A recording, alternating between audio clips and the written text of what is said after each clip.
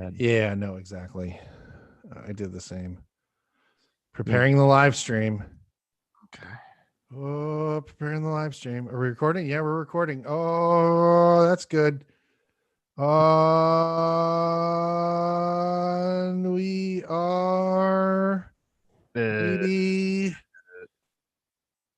Live. Joe Rogan by day, training at night. He does that intro to his show. He does. Hello, Joe freak. Rogan podcast. He does a hello, freak bitches. Hello, freak bitches. What's up? Welcome to the State of the Union for 11/1/2020. Hoped you figured out that whole fall back, spring forward. That was last night. Hope everybody's Halloween was well. No Hour of sleep. razor blades in the apples. No good hour of sleep. Greg was at a Halloween wedding. Yeah, it was a Halloween wedding, and What was that like? It was just a little awkward, in the fact that people didn't know what to do, whether to take their masks off. Once a couple drinks were in, I think people are just fine. Yeah, it was a very small wedding. There was like maybe lots of little people, right? Maybe like 20, 30 people tops. All right, that is a small wedding. Yeah, that's the way I think they should be. Well, it was nice. My cousin's a good guy. He was the happiest I've ever seen him. So, and it was cool. He has this like little guy, this skeleton that he brings around with him everywhere to parties and shit. His name's Clyde. So Clyde was there. And I saw you in the lovely Regina. With what? Regina. Regina. I mean Gina. Yeah. With Clyde. Yeah, me and Clyde and Gina took a shot together. Took some pictures. Shot his pic and some good liquor. Times. Yeah, good they times. Had a Nightmare Before Christmas theme. It's a cool movie, dude. I've seen a lot of so last night on the Nightmare Before Christmas theme, and we'll get to some stories in a second, folks. I need to get this out of the way. Get it out. So I was across the street with our good friends Jean Paul and Tiffany, having a drink and watching kids hand out candy and stuff that were coming up and down the block at lovely Morrison Street in North Hollywood. And there was this daughter, it was friends of Jean Paul's and Tiffany's, that him and his daughter came as Jack and Sally from Nightmare Before Christmas. So she was Sally, obviously, and she was perfectly done. And he had the most intense Jack outfit you've ever seen. Yeah, top hat and all. Everything, the whole deal. And then I saw one that Paul Rivera posted from Rivera Amps, because I follow him on Instagram, where he actually had the stilts. And his daughter was like, just came up to the stilts he was standing on. That's funny. Yeah, that's cute. It's a. I love the just the theme of Halloween, and then right afterwards, boom, it's Christmas. Everybody's fucking putting up Christmas. Whoa, we got to kill a turkey first, man. Yeah, right. Exactly. Yeah. Forget about Thanksgiving. That's my point. Yeah. What happened to Thanksgiving? I think Rite Aids and CVS's have totally bastardized the holidays, because they are the first grubby, have their hands out for your money for the holidays. With the second, like today, the second that Halloween's over with, everything goes on to fucking 90% off. Yep. Including candy. Right. And we're straight up to like the $100, items for Christmas and Thanksgiving. Now here we go. We got them all ready this season. We got them ready. Here we go. 2 months out, we're ready to go. Yeah, exactly. We got 8 weeks, people. 8 weeks. Yeah. So, I mean, as soon as August ended, it was right into Halloween in September. I used to remember. I swear to God, we'll get into a story after this, because we have some good ones tonight. Sure. The second after Labor Day or before Labor Day in New Jersey, when Crazy Eddie's was still a thing in the 80s. Crazy Eddie's. Yeah. You would have Christmas in September. Okay. It would roll out like Black Friday prices in September. That's his thing. This is Crazy Eddie's Black Friday. Christmas in September. Never heard of it. Never heard of it.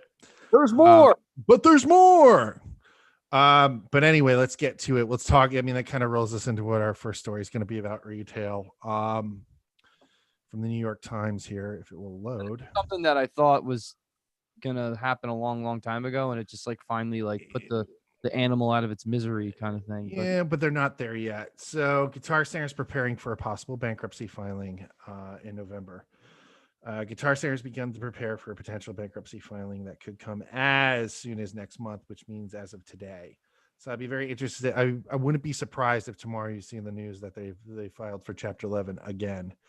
The retailer missed a interest payment for roughly $45 million earlier this month, setting off a 30-day grace period, which they weren't able to make, obviously. That could end in default, the people said. So this report was kind of leaked. It wasn't something that Guitar Center was potentially wanting to put out. But what I am going to say to this is that this is an inevitable situation. Sucks because I love Guitar Center. You and I both. There's nothing better. I mean, half of those guitars on the wall behind me came out of Guitar Center. And I like in Sherman Oaks because they know how to poorly price stuff. Right. That's worth a lot more, but they sell it for a lot less on the used rack. Thanks for that, by the way. Thanks for that, by the way, guys. Seriously. But my point to this is that we are seeing this more and more often. Yeah. And I was listening to a piece on Gary Vee's podcast where he was talking to Kevin Leary from Shark Tank. Yeah. And, Kevin Leary's point, and the thing is, he said Gary was the one who got it right the first time, and how all the 50 portfolioed companies that he has, or has, interests in, he said they really pivoted into direct to consumer, and that really is the way of the future. So it's not surprising that Guitar Center is possibly on its way out. They were, when I was working in barter industry, which is just corporate, America. Yeah, Guitar Center, we were contacting them a lot because of the fact that they were supposedly going into bankruptcy, and it wasn't like to just be like, oh, you're going under. It's like, no, you have a lot of things that aren't selling for the price points that you originally bought them at. So appreciating every year.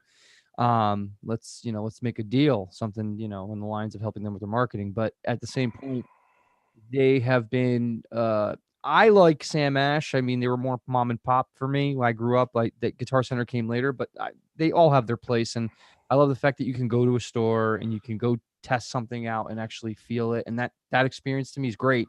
But I see what's going to be happening is more pop-up events, and those pop-up events are, before COVID, this was happening. But pop-up events are like, okay, so they want to make they want to sell something that they're not selling a lot of, but they also want to introduce a new product. The lost leader situation, right? You can explain what that is a little bit.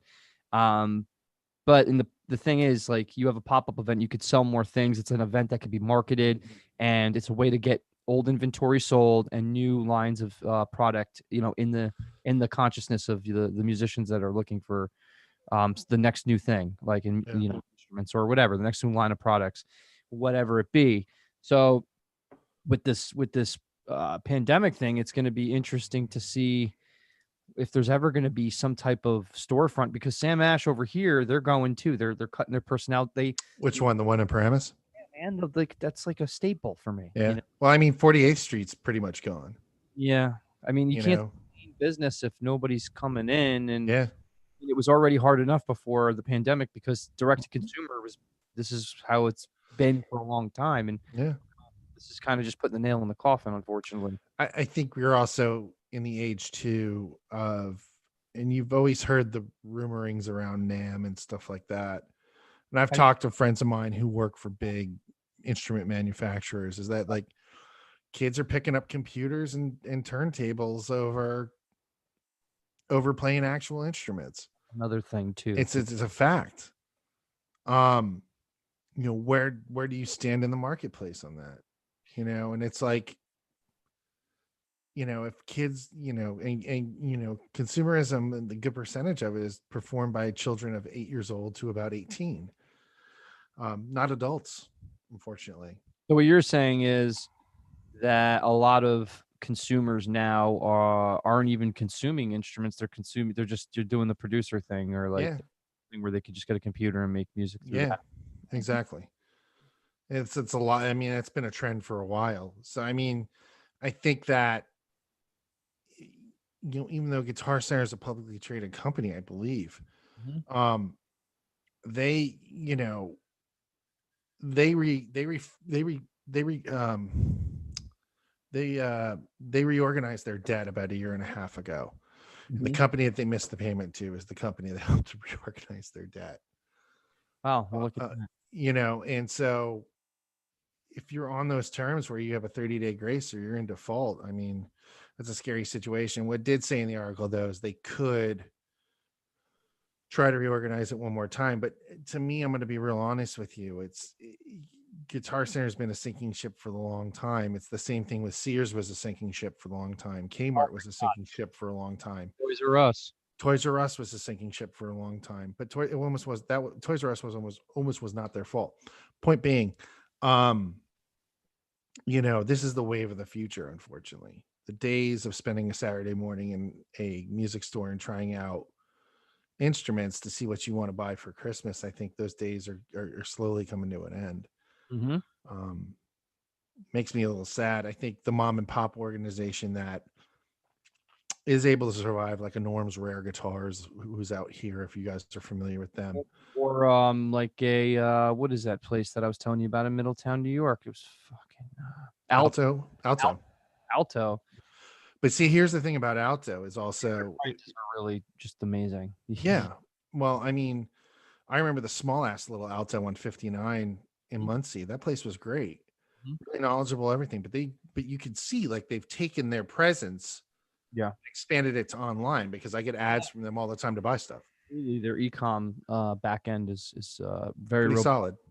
Pretty solid, and they also sell through all like the reseller sites like Sweetwater, Downs.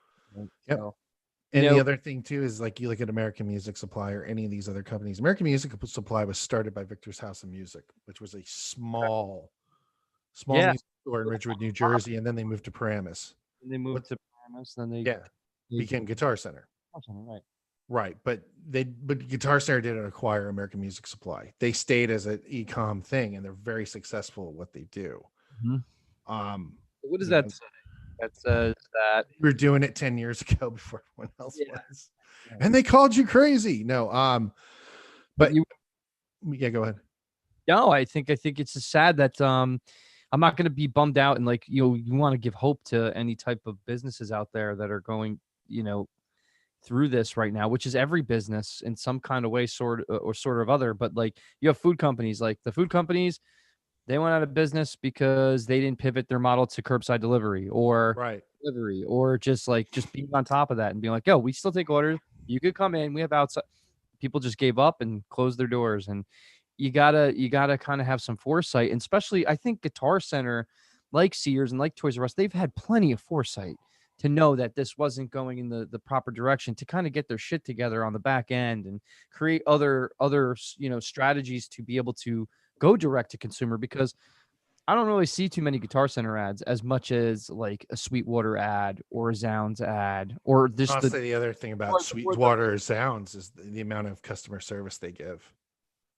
Right. Well, I feel like if you go into a Guitar Center, not the one out here in Sherman Oaks, love you guys in that one. They have a new one out here, Mike. Now they changed. Yeah, they had two. One was in Paramus, like you said. The other one on Route 4, right before. Right. I remember that one. So they closed that one, and they closed the one in Paramus, and they have just one in like the what is it? Which store is that? That really popular store, Dick's Sporting Goods. Okay. So it's like in Paramus somewhere, or like Paramus, like up a little ways, but only one. And it's hard to get in there too. People, especially with this shit, they have to wait online, right? To go. But people like to out here. There are musicians like ourselves, like I like to go into the store. I like to pick up the guitar. I like that experience. I think there's a place for that. I just think they may be there's overcompensation for that as opposed to scaling that back. Well, I think too, you have to look at it as if you have so much square footage of space. To sell an instrument, and you should know this from barter. How much you have to fill it, and you also have to fill it with people to buy it. Right. So those doors, it's not worth it. Those doors staying open are going to cost a certain dollar amount, and if you're not making that revenue on a daily, weekly, monthly, yearly. You're just going into the red constantly. Yeah, or barely staying alive. That sucks, man. Yep. So I mean, yeah, hey, everybody out there, you could still buy your instruments and shit. But the thing is, I mean, what do you think? I mean, do you like going to the guitar? I want to hear from our viewers. Like, what do you guys think about that? I know we're a newer podcast, but our whole goal here is to get you guys to chime in here, because that's who we're talking to, the musicians that love going to those stores or don't have those stores or don't know where to go anymore to have that experience. Neither do I, except for altos. If you're in the North Jersey area and New York area, which is right on the border, I had a great experience there. I had to call in. I came in, and then they took me to the area, right? And then you could go and just like you try everything you need, and like you have that experience. See, that's what I'm saying. Pop-ups are probably the best way to go, because I mean, you could break them down and set them up again, kind of like a trade show model. You know what I'm saying? When you go to a trade show? Yeah, you could do like, music spectacular for 3 days at the Glendale Convention Center. Like, exactly. Next week's the gun show, like, like that type of thing. And I mean, I think they've tried to do that stuff with like super sales and 4th of July and Labor Day sales and Christmas sales and Christmas in July and, or Christmas in September, like with Eddie, with Fast Eddie, whatever the fuck his name was. Fast Eddie. Crazy Eddie. Crazy Eddie. But the thing is that you can't, the world is ever changing, and we're going to move on to our next story here in a second. And this will kind of just homage to Guitar Center, man. I mean, well, no, the world's ever changing, dude. I mean, the thing is if you don't change with it, and I don't want to get too far off from what we're talking about tonight, but like it goes to show that musicians are going to have to change with it. Well, that's a whole other spectrum of what we talk about. Shifting your focus to something that you can control and something that you can provide, people that are interested in your type of music and getting them to listen to you. And how do you do that? So it kind of leads to what we're going to talk about next with Ticketmaster and Live Nation, which is kind of not relevant yet to the music industry, but we're reading about this. But it's in the early stages, which to me shows a lot of hope. Ticketmaster deploys Smart Event, a technology platform to help venues to safely reopen. Right. This came out on Thursday, this article. Los Angeles, California. Live Nation's ticketing division, Ticketmaster, announced the launch of the suite technology tools aimed at helping venues reopen safely in the era of coronavirus. Ticketmaster Smart Event is designed to allow venues to flexibly, that's not even a word, accommodate flexibly. That's not flexibility is a word, but flexibly. That's not even a fucking word. Accommodate evolving requirements for capacity, distancing, and other logistics for concerts, sports, games, comedy shows, and other events. This article kind of dives into, and I saw on LinkedIn on Live Nation's page, what they're trying to do. And what it does is basically it tells you how big your arena is, right? How much space you need in between seats, essentially. Right. And then what it's going to take to ticket. They've also have it down to like where you can basically contact free pick up your tickets. Also, what it does too is it times how the crowd enters the arena or stadium or venue. Right. So what they do is they say, all right, you've bought this ticket for this time, you're going to enter the venue at this time. So that basically people are not so packed on top of each other that they're getting each other sick, essentially. So I like the protocol. I think it's good. It's just going to take a lot to keep that in place like that because of the fact of there's a lot more procedure involved. Yeah. Right. And when it comes to concerts, I could see this being more like you go to a sporting event, like you said, or like the article says, and how do we pivot that over to the music venues where there could be more of an awareness of where to standing apart, but there's only so much space, right? So if you're like a smaller venue, I don't know, it's going to be a little difficult. Like you're going to stand. I think that's why they're kind of testing this with arenas and universities and stuff. Well, they have large frame venues where they have the seats. Like maybe the concert venue that has seating will do the same thing. Mm-hmm. And they won't utilize. Maybe they'll only use so much capacity on the floor, just enough to stay apart and safe apart, but still have that capacity filled to some How extent. weird would that be as if you had like a House of Blues? I just thought of this. Yeah, I'm and there were dots on the floor. Yeah, right. Stand here. You know, that's going to be tough for people to do when they're listening to like metal. Or drunk or high or whatever. Like I said yesterday, I went to a wedding and it was a smaller wedding, but there people like still, you know, wanted to live their fucking life. I mean, and nobody was coughing. You're not gonna stop people from being human. It's just, you know, take precaution as much as you can. I'm not fucking chaining myself to my like room and not like going to like at least I can't see my nephew right now. That's so annoying. I just want to go see him, you know, and I can't. I'm gonna have to fly down to Florida, then I'm gonna have to stay there for 2 weeks to quarantine, which then that means I can't, you know, do what I needed to do for another 2 weeks and then stay there another 2 weeks. Like, who has the time to do that? I mean, I would have the time to do that. I would make time to do that. But just have a laptop and you can work on the combine from there. Absolutely. Well, that's what I generally do. I just work from my sisters or my mom's or wherever I'm staying, the hotel, whatever I want. But like, seriously, like the point here is that it's going to be interesting to see how any venues that are going to be staying open are going to be. I just talked to my best friend Brian, who works for Live Nation, who we're going to have on the show at some point. Yeah, we definitely need to do that. Yeah, and he's just like very grateful that he was furloughed, and like, you know, he's doing what he can outside of Live Nation to you know, like any kind, like he did like a drive-through. There's a band called the Front Bottoms. Yeah, he was tour manager for, correct? Right. So he did a show with them at the drive-in, kind of like with what's our boy from Trivium? Oh, Matt Woods. He just did another one. So like about a week ago. That's awesome. It is. It's awesome. It's just, what about all the other bands and all the other venues and like the big, like these are venues that they're equipped to do this, or like parking lot, like they're drive-through theaters. That's what the drive-through theater is. It's a huge parking lot, and like there's 650 cars, and people can get out and actually sit on their cars now, which wasn't allowed to before. And people do a encore, like a encore. You know, I still laugh at that Big Rat concert when we first started doing the State of the Union. I remember. It was one of the first shows it was one of the first articles we did, and it was just like, ladies and gentlemen. Yeah, like Big Rat. Think about being a stand-up comedian. That's got to be tougher. Yeah. Yeah, you know, Dean Del Rey, shout out to him. He has the show Let There Be Talk podcast, and I talked to Dean through Instagram and stuff, and you see his stories, and he's always like it's always so like a little, and he's always got these pictures of him and comedians like bandaged up in like cellophane and shit. Why?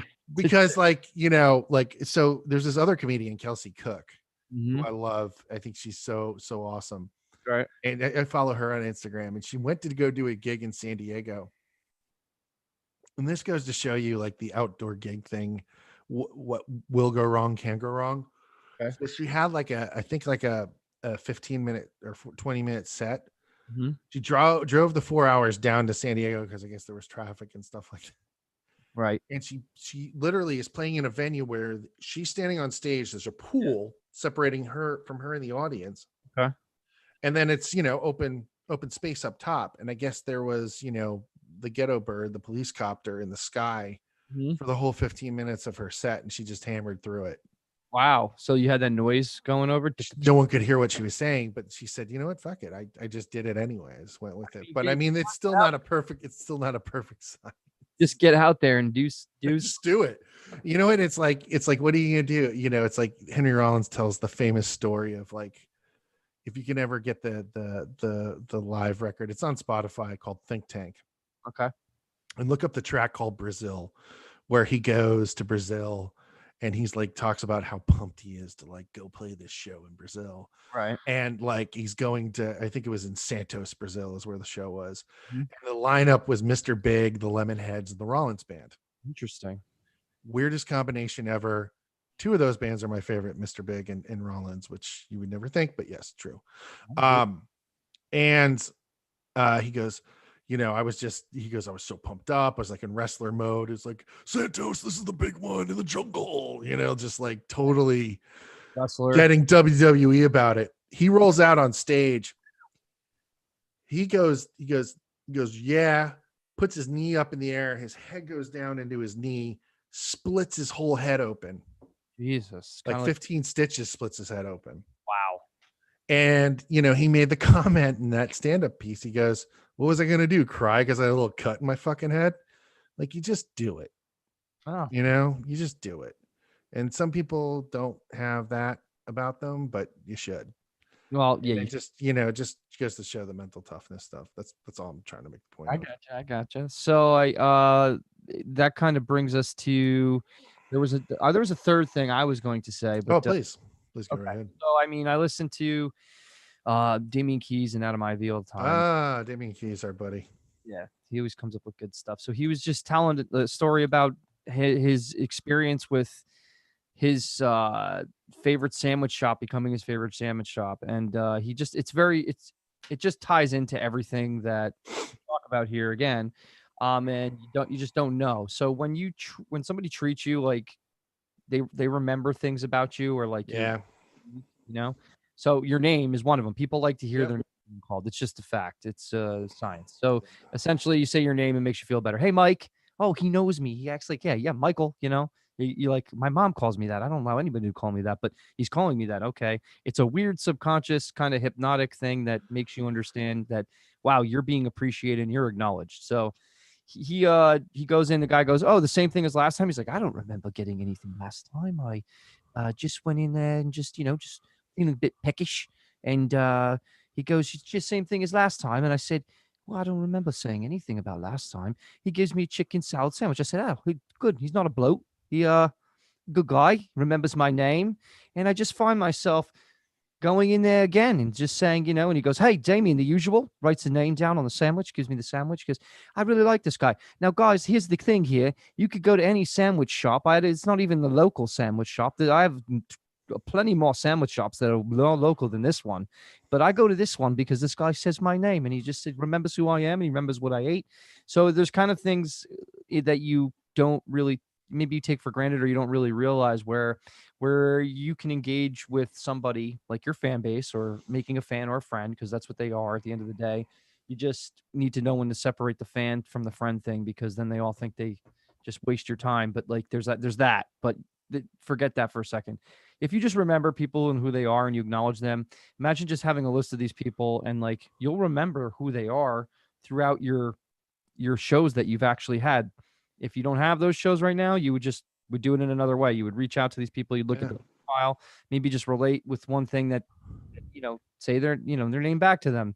Hey, Damien, really appreciate you being a fan of our band. We just want to give you a exclusive on the new record that's coming out. It's a package deal. You get a t-shirt, sticker, and CD, for $10 as opposed to $20. You'll be the first, whatever. 20 first in line kind of special. So it just shows you he was just going, that's how you make super fans and people will remember your name. And I think that's really important, because we don't appreciate even the people that are in front of us every day that we see. If we start treating people like that are doing something for us, they're giving us food, or like you have some type of relationship with somebody, any type of service-based relationship. You go to the dentist, you visit your dentist. You go to the grocery store, you see the cashier. It's just, I always, it's funny you mention that. Because, you take the name, right? Don't you? Yeah, because the thing is there was this guy Emerson who used to work in my Ralph's, and I used to go in there. They used to be my spot for coffee before Groundworks opened up. I used to see him every day, and sometimes I would wear some people are gonna laugh at this. I have a great Insane Clown Posse t-shirt. I actually like the Insane Clown Posse. I think they're great. I like them as business people. Yeah, they're fucking amazing. If you want to see like what an independent music model can be, go look at those dudes. Look at those guys. Exactly. Go look at those guys. Mm-hmm. So, and he would always go whoop whoop fam, like the Juggalos. And so him and I became fast friends. He's an amazing musician. Yeah. And he left Rouse, and we still keep in touch. But the thing is every time I would see him, I'd be like whoop whoop, like every time. And we just built a friendship out of that. And that's important, I think. Yeah. To have that human connection with people. Your music's important to you and it's going to affect someone else's life. But if you have that minimal human interaction with people, it goes so much further. And then also you never know how you're going to change someone's day by that. Yeah, man. I've spoken to people just that so like here's something. It's just, this goes into deeper things, but how many I've introduced so many people to their like husband or wife, like, and like matchmaker. Well, just being at our show, they're married. Yeah. They have a kid. Like, there's so many. It's so ridiculous. I can't even name. It's not infinite, obviously, but it's enough to be like, holy. Well, that'd be funny if it was. Holy shit, man! Like we've helped a lot of people like get together. Like, Adam's sister, I had a show, and her and Brian Turner, they've been dating for 2 years now. They're gonna probably get married. Like that's a closer example. But it's just so much that goes on when you pay attention to what's going on around you, and like people are just thinking about the next thing. Like, I want to play in front of 1,000 fans, dude. Play in front of 3 or 4 fans, and like have a good experience. Master that first, because once you start appreciating that, the more you appreciate what you do have, the more you will have later on. So yeah, and I think also too, to your point, I mean, the other upside to that is I saw a quote today on someone's Instagram story, and it said, if you have more wealth, don't build a higher fence, build a bigger table for everyone to eat at. That's good. I like that. I'm paraphrasing it, but that's kind of what the mindset was behind it. And I think, what we kind of stand for here is much that let's build a bigger table. Let's be an army of many instead of standing alone by one. That's right. You gotta just gotta make the best of what you got, and then at the same time try to just keep pushing yourself to change a little bit with what's going on around you, so you're not the dust. Kind of like, I mean, I hope Guitar Center somehow gets absorbed by somebody, but I don't see that was supposed to happen before. All right, let's call it right now. You want to hear what I think's going to happen? Tell me. I have an idea. I mean, what do you think? I think it's gonna go completely bust. I mean, it's just like Sears. I think it's gonna be like 11th hour decision. Amazon picks it up at the cheapest rate possible and absorbs it into their empire with Whole Foods and stuff like that. That would be cool. I mean, because if anyone could repurpose something, that would be the company to do it, because they're already biting off of this music stand I'm talking out of. It's an Amazon Basics. I hate the fucking thing. It's a piece of crap.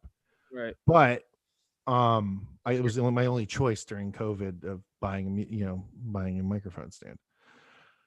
But we'll be replacing it soon. What does that say? There's a demand.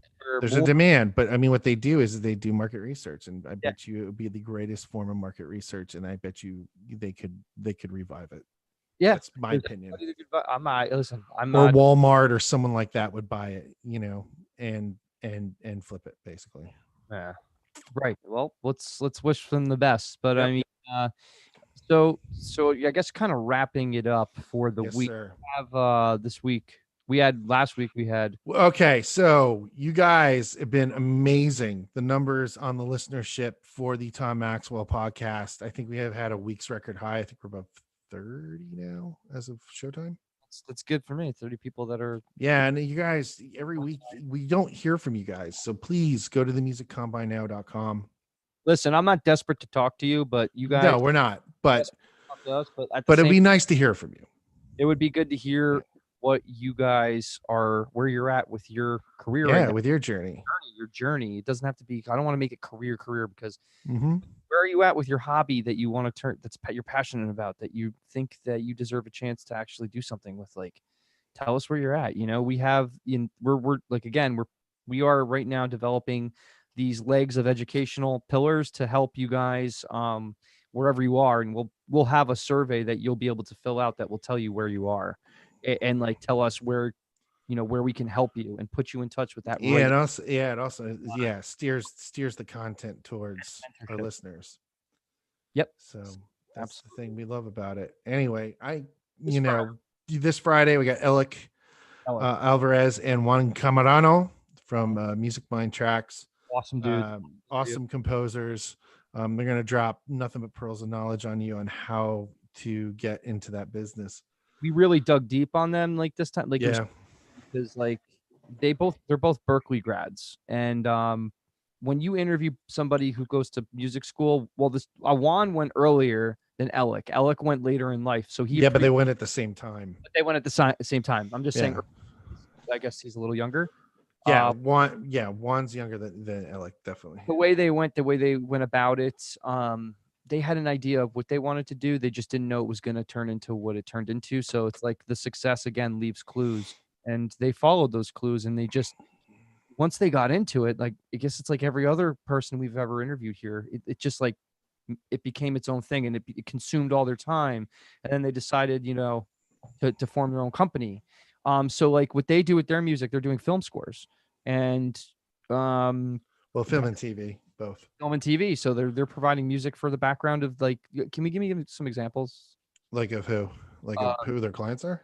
Yeah. Like they do like I know Housewives and shit. Like I think they do Housewives. I think they do a few other shows. I can't remember off the top of my head. I don't have their bio in front of me. Who would think like you can make money making music for libraries that sell to these types of people networks, and it's a flabbergasting amount. Like you can make way more doing that than you could ever on the old model. So the point here is there's so many other avenues you could actually make your music and monetize it through with getting in, but you have to be persistent. They didn't get there easy. They networked and eventually one opportunity led to the other. Sure did. So they're on the fact that they have these relationships. There's these relationships I see, Mike, that are like you, right? Like you have these higher end relationships of more people that are, I'd say, more like famous, essentially. Whereas my relationships are not as like, they're in the background too, but they're like not like on like all over. I mean, like I wouldn't want to. I feel that's kind of like. Here's the thing. There's a relationship that's needed for everything. So like you can be able to promote your music and build your team of people that are around you that are affordable and that you can actually use as an ongoing resource, right? And when you have this team of people working with you, it will help you move forward without having to depend on a label. So let's just say the old label traditional model, you get a deal, all right? If you get a deal, the money that you have, if you had $1 million, you're only going to be left with 300,000 at the end of the day after paying everything, the tax and the fucking manager and lawyer, everything. You'll be left with shit. So like, why not have a team of people that you can get a lower cost for that recording, and it will be really good and professional. And then the label has one less thing to do, and they could put more money into your marketing. So it's like that's the ultimate situation. Like we're seeing probably with our buddies Red Star who are coming out with stuff and being approached by labels. Like that's probably going to be one of their situations. And we're coming out with their episode. Was that this week or no? No, Alec, and that's gonna be in some weeks to come. But I'm not gonna say who we're interviewing this week, and I'm very excited he's coming on the show. But this is for a later date, this episode, but he's agreed to come on, and I'm not going to say who it is because you guys are really going to be excited when you hear the interview. I know you will. Yeah. So anyway, Greg, fun to do. Oh, yes. It's fantastic speaking with you. On Sunday night. Yep. So now I guess we'll put this out, and then we'll be there for this week, and wishing you guys an awesome week. Any questions, again, just please mail us at themusiccombinenow@gmail.com. What's our TikTok? The Music Combine Now. Good. What's our Instagram? Music Combine. Okay. And what's our Facebook? The Music Combine Now. I see, it's different than Instagram, so just want to make sure. See it'll pop up the little logo. All right, guys, we'll see you next week. Stay tuned for Friday's episode with Elikin and Juan, and go listen to the Tom Maxwell episode.